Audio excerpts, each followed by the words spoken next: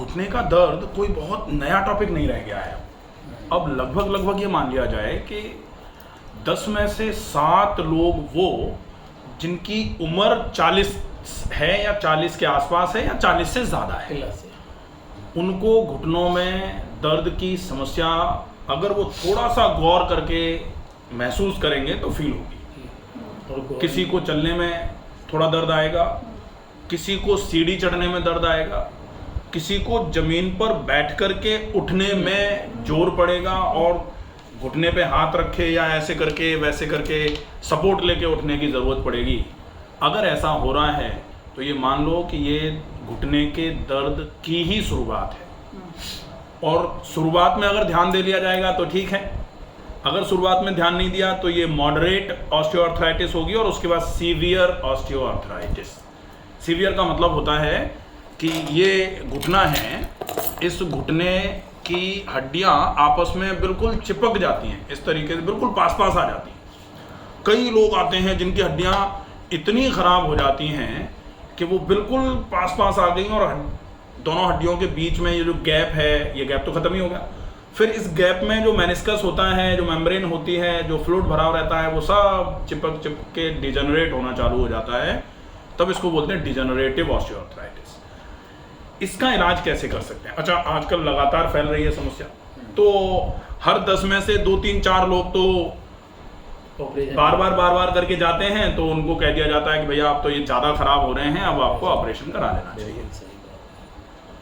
कुछ लोग ऑपरेशन कराते हैं और कुछ लोग ये कहने के लिए विजिट करते हैं कि भाई हमको तो डॉक्टर ने ऑपरेशन की कह दी है, अब हम ये भी देख रहे हैं, अब हम वो भी देख रहे हैं।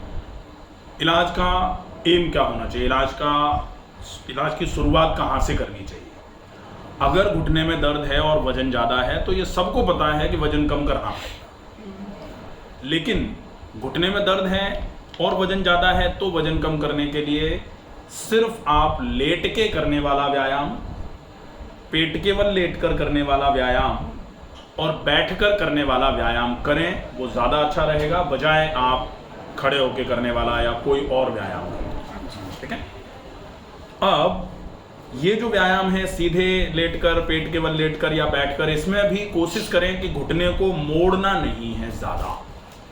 जैसे बैठकर करने वाले आसन करने की परमिशन है तो अपन चाहें कि अर्ध मत्स्येंद्रासन कर लें, पैर को बिल्कुल ऐसे मोड़ते, तो मोड़ना मतलब पालथी लगाना मतलब आप नहीं कर सकते हो। ठीक है, पालथी लगाना भी बंद ही रहता है, इसमें कब टूट जाए पता नहीं, बहुत नुकसान हो जाता है। लोगों को ये लगता है हम तो कर लेते हैं, तो कर लेते हैं से मतलब नहीं है। आपको क्या करना चाहिए, सिर्फ उतना ही करिए। उससे क्या होगा कि उससे अपन आगे आज नहीं तो कल ठीक होने की गुंजाइश ज़्यादा हो जाएगी, और अगर हम गलत करते रहेंगे तो आज नहीं तो कल बिल्कुल ख़राब होने की गुंजाइश बढ़ जाएगी। ठीक है, तो व्यायाम कौन से? जिसमें घुटने पे जोर नहीं पड़े।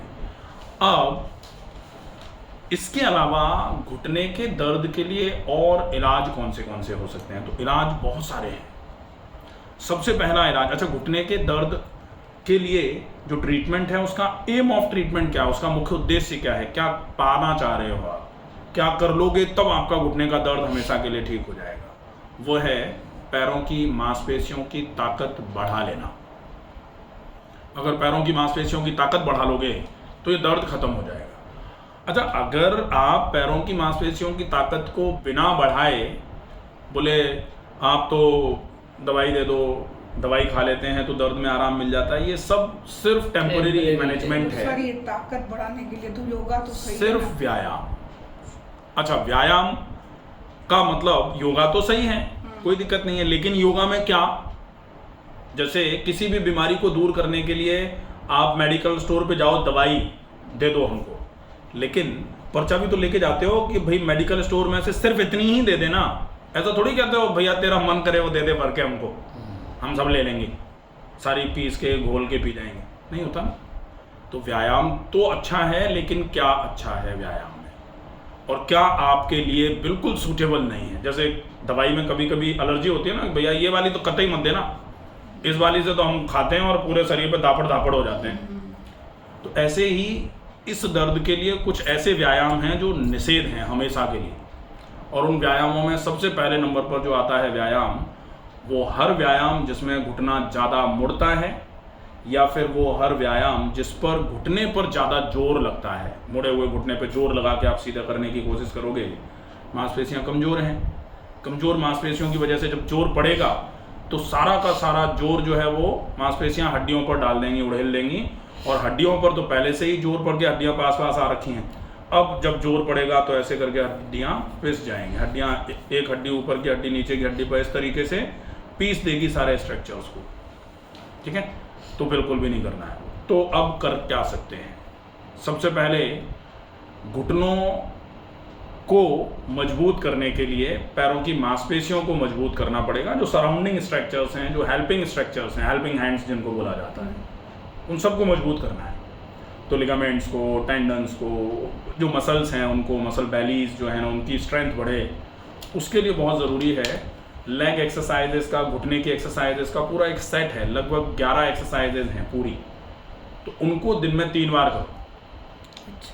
15-15, 20-20 मिनट की हैं एक बार में, दिन में 3 बार उनको रेगुलरली प्रॉपर तरीके से करो, बहुत अच्छा रहेगा। वो सीडी दोगे ना? वो मैं लिंक भेज दूंगा आपको।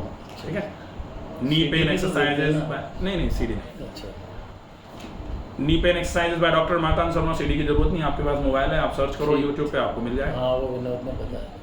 ठीक है, इसके बाद दूसरे नंबर पर ट्रीटमेंट जो है वो ट्रीटमेंट होगा गरम ठंडा सेक। अच्छा, ये सारा घर में करने वाला है, घर में आराम से करो। गरम ठंडा सेक, गरम ठंडा सेक के लिए गर्म पानी की थैली और गीले कपड़े से कर लो। 2 मिनट गरम, 1 मिनट ठंडा, 5 बार रिपीट करके 15 मिनट करना है। इसको दिन में 2 बार कर लो। घुटने में अगर सूजन लग रही है, कभी कभी घुटने के मीडियल साइड में सूजन लगती है ज़्यादा, कभी कभी घुटने के पीछे हम्प जैसा निकल जाता है, एक छोटा सा गठान जैसी निकल जाती है, तो घुटने के चारों तरफ गरम ठंडा सेक करो। गरम ठंडा सेक हो गया पहला इलाज, इजीली हो जाएगा। दूसरा इलाज है, आप घुटने पर पुलटिस बांध दो। पुलटिस कई प्रकार की बन सकती है, तो बहुत अच्छी पुलटिस होती है। आप जैसे यहाँ हल्दी, गुड़, मेथी, सरसों का तेल कढ़ाई में डाल के थोड़ा सा इसको अच्छे से गरम कर लिया, बॉईल कर लिया, अच्छे से जब वो खिचड़ी जैसा बन जाए, लुगदी जैसा बन जाए, तब फिर उसको एक पन्नी पे या एक कपड़े पर फैला करके और उसको घुटने पर रख के थोड़ा सेक करना है। जब हल्का गुनगुना रह जाए, वो बांधने लायक गुनगुना रह जाए, तब उसको रख के ऊपर से लपेट बांधो। ठीक है, तो ये पुलटिस है। ये क्रॉनिक ऑस्टियोआर्थराइटिस जिनको होती है ना, जिनका दर्द लगभग 6 महीने से पुराना हो गया है, उन लोगों के लिए ये पुलटिस काम करेगी बहुत। ये मेथी पूरी पीसनी है या दरदरी करनी है? पूरी पीसो, कोई दिक्कत नहीं। कोई दिक्कत नहीं। ठीक है, ये हो जाएगा। इसके बाद एक पुलटिस और बना सकते हो, कॉटन पुलटिस। जैसे थोड़ी कॉटन ले ली, उसमें थोड़ा सा सरसों का तेल डाला, थोड़ी सी हल्दी डाली, आमी हल्दी डाल दो। आमी हल्दी डाल के तवे पे अच्छे से गर्म कर लो और उससे घुटने को अच्छे तरीके से सेको जहाँ दर्द है। उसके बाद उसको लगा के ऊपर से लपेट दो, अच्छा है। एलोवेरा की पुलटिस कर सकते हो। एलोवेरा को जो गूदा होता है एलोवेरा का, ऐसे करके फाड़ दिया उसको, जो एलोवेरा का पत्ता है उसको ऐसे, तो ऐसे करके 2 हो जाएंगे उसके। अब 2 हो जाएंगे तो इधर गूदे वाले पार्ट पर और इधर गूदे वाले पार्ट पर आपने हल्दी लगा ली और फिर तवे पे सेक करके उसको रख के और ऊपर से लपेट बांध दिया। वो भी हो सकता है, वो भी इजीली हो जाएगा घर में। एक ऑयल कंप्रेस होता है।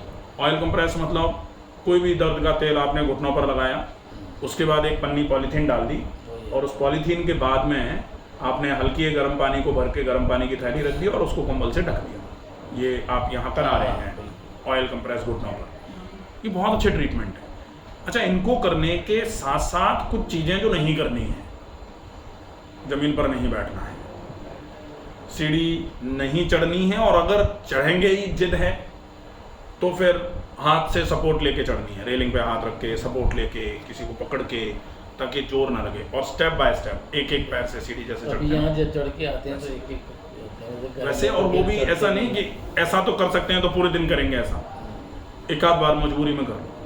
इंडियन कमोड का यूज़ नहीं करना है। अच्छा, बहुत सारे लोग ऐसे होते हैं जिनको अभी इंडियन कमोड का यूज़ करने में दिक्कत नहीं आ रही। हमें तो दिक्कत नहीं आती, लेकिन घुटने में, चलने में दर्द, बाकी जगह कहीं कहीं दर्द है, तो उनको बंद कर देना चाहिए, नहीं तो दिक्कत नहीं आती है। ये स्टेटमेंट बहुत लंबे समय तक ऐसे ही नहीं रहेगा। सही बात है। कुछ समय के बाद कहने लग जाएंगे हमको तो दिक्कत आना शुरू होगी, तो प्रॉब्लम आएगी। तो नहीं बैठना है इंडियन कमोड पर। ज़मीन पर बैठ करके नहीं उठना है, इसका मतलब ज़मीन पर बैठना बंद कर देना है। ठीक है। प्लस एक्सरसाइजेज में हमेशा ये ध्यान रखो, जो घुटने पर जोर डाल रहा है उसको अभी कुछ समय के लिए रोको, उसके बाद धीरे धीरे करके अपने को एक्सरसाइज करनी है। बहुत सारे लोग अब ये कह सकते हैं कि आप ही तो कहते हो वजन को कम करो और आप ही कह रहे हो कि चलो मत, दौड़ो मत। तो भाई दौड़ो मत, चलो मत तो इसलिए कह रहे हैं कि दौड़ना चलना सारा घुटने पे, वजन पता नहीं कम होगा कि नहीं, लेकिन ये कंफर्म लिख के दिया जा सकता है कि घुटना जरूर खराब हो जाएगा। ये वज्रासन में बैठ सकते हैं क्या? वज्रासन में भी तो कैसे बैठ सकते हो, नहीं बैठ सकते। कतई नहीं बैठ सकते। तो वज्रासन में बैठने में भी तो घुटना मुड़ ही रहा है ना। घुटना पूरा मुड़ेगा। अब तब तक वज्रासन में नहीं बैठना है। वज्रासन में जब बहुत सारे लोग थोड़ा ऐसा सोचते हैं कि क्यों नहीं बैठ सकते, तो वज्रासन में बैठने का मतलब क्या है, आप अपने घुटने को ऐसे करके मोड़ोगे, ये तो पूरा मुड़ेगा भी नहीं, टूट जाएगा ये, लेकिन घुटना हमारा मुड़ जाता है ऐसे। हाँ, तो ये जो हिप जॉइंट है ऐसे करके, यहाँ ये ऊपर का है, ये हिप जॉइंट जो है ये यहाँ एंकल पर लगेगा, तभी तो वज्रासन होगा। तो यहाँ ये तो पूरा पोस्टीरियर पार्ट तो पूरा घिस ही जाना है, बिल्कुल खत्म हो जाना है। तो कतई ये पोस्टीरियर मेनिस्कस बोला जाता है।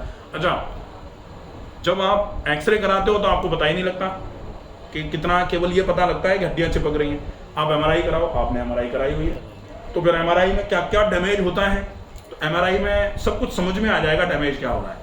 तो फिर डैमेज क्या होगा, ऊपर और नीचे की हड्डी में क्या क्या है, ऊपर और नीचे की हड्डी के बीच में क्या है, ये लिगामेंट्स होते हैं।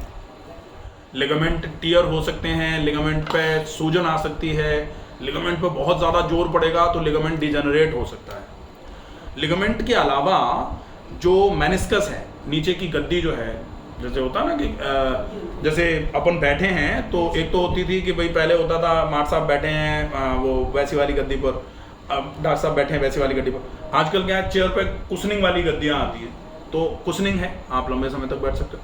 तो हर हड्डी जब दूसरी हड्डी पर टकराती है तो हड्डियां आपस में टकरा करके खराब ना हो जाएं, इसलिए जोड़ के बीच में कुशनिंग मटेरियल होता है। तो यहाँ कुशनिंग मटेरियल वो जो है वो चिपका हुआ है, नीचे की हड्डी पर लगा हुआ है, इसको मेनिस्कस बोला जाता है। तो ऊपर की हड्डी जब नीचे की हड्डी पर ज़्यादा जोर डालती है तो वो मेनिस्कस धीरे धीरे करके डिजेनरेट होना चालू हो जाता है। और मेनिस्कस जो है वो ऐसे है, तो ऐसे है, तो ये आगे है तो ये एंटीरियर हो जाएगा मेनिस्कस का हिस्सा, ये पीछे है तो पोस्टीरियर हो जाएगा, ये मीडियल और ये लैटरल हो जाएगा। तो ऐसे ही कहाँ प्रेशर पड़ रहा है, कहाँ मेनिस्कस में खराबी आ रही है, ये एमआरआई में लिख के दिया जाता है। तो आपके बहुत सारे स्ट्रक्चर्स ऐसे हैं जो डैमेज होते हैं, जो डिजेनरेट होते हैं, आपको उन सबको बचाना पड़ेगा। और अगर आप इतना कर लोगे तो डेफिनेटली धीरे धीरे करके ये बचना चालू हो जाएगा, अदरवाइज बहुत प्रॉब्लम है। राइट की लेफ्ट की दोनों भी है। ठीक है, तो ये चीज़ें अच्छे तरीके से फॉलो करना चालू कर दो, आपको डेफिनेटली आराम हो जाएगा, कहीं कुछ ही कराने की ज़रूरत नहीं पड़ेगी, बिल्कुल। ठीक है।